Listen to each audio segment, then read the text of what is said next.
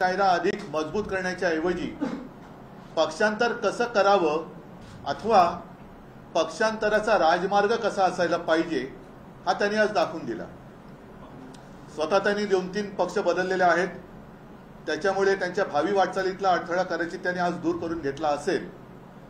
मात्र आजपर्यंत आपण असं मानत आलो नाही, घटनेनुसार आपल्या हिंदुस्थानच्या भारताच्या घटनेनुसार जे सत्य आहे ते म्हणजे सर्वोच्च न्यायालयाचा निकाल अथवा सर्वोच्च न्यायालयाचे निर्देश हे सर्वोच्च असतात आणि ते एक परिमाण धरलं जातं।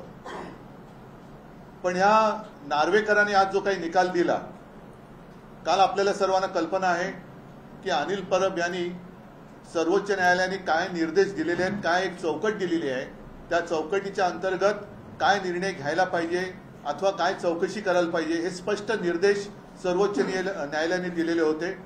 ते संपूर्णपणे धाब्यावर बसले, पायदळी तुडवले आणि जणू काही आमच्या मागे महाशक्ती आहे, आम्ही सर्वोच्च न्यायालयात सुद्धा जुमानत नाही, हे आजच्या त्यांच्या या निकालातनं दिसून आलेलं आहे। महत्वाचा प्रश्न असा आहे की त्याने अपात्र कोणालाच केलेलं नाहीये। मूळ केस ही अपात्रतेची होती, अपात्र कोणालाच ठरवलं नाही।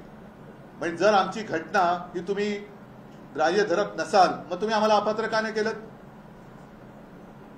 आणि त्याही पलीकडे जाऊन त्यांनी जो निर्णय दिलाय की ही शिवसेना कोणाची ही आज महाराष्ट्रातला लहान मूल सुद्धा सांगू शकतं, एवढे स्पष्ट स्वच्छ आहे।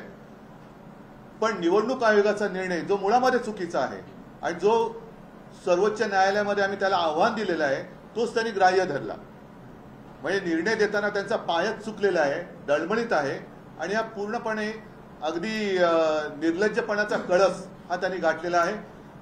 माझं कायद्याचं ज्ञान तेवढं काही मोठं नाहीये, मला तर असं वाटतं की सर्वोच्च न्यायालयाचा त्यांनी जो अपमान केलेला आहे त्याच्याबद्दल अवमान याचिका दाखल करता येते का हे आम्ही बघणार आहोत। पण मला नाही वाटत अवमान याचिका दाखल करता येत असेल आणि म्हणूनच ते जे काही त्यांना एक प्रोटेक्शन असतं त्याचा त्यांनी आज गैरफायदा घेतलेला आहे।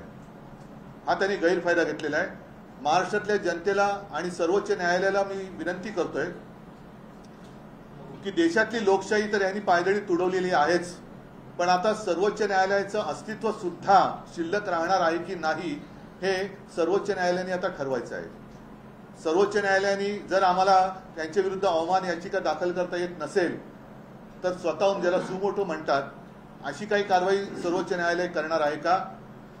आणि नाहीतर काय होईल की आजपर्यंत जी एक प्रथा आहे आपल्या संविधानाप्रमाणे की कोणत्याही केसमध्ये यापूर्वी उच्च न्यायालय किंवा सर्वोच्च न्यायालयात कोणता निकाल लागलाय त्याच्याप्रमाणे त्या प्रकरणाचा एक बरोबरी करून निर्णय दिला जातो। असं असताना याच्या पुढे सर्वोच्च न्यायालयात अशा जर का काही केस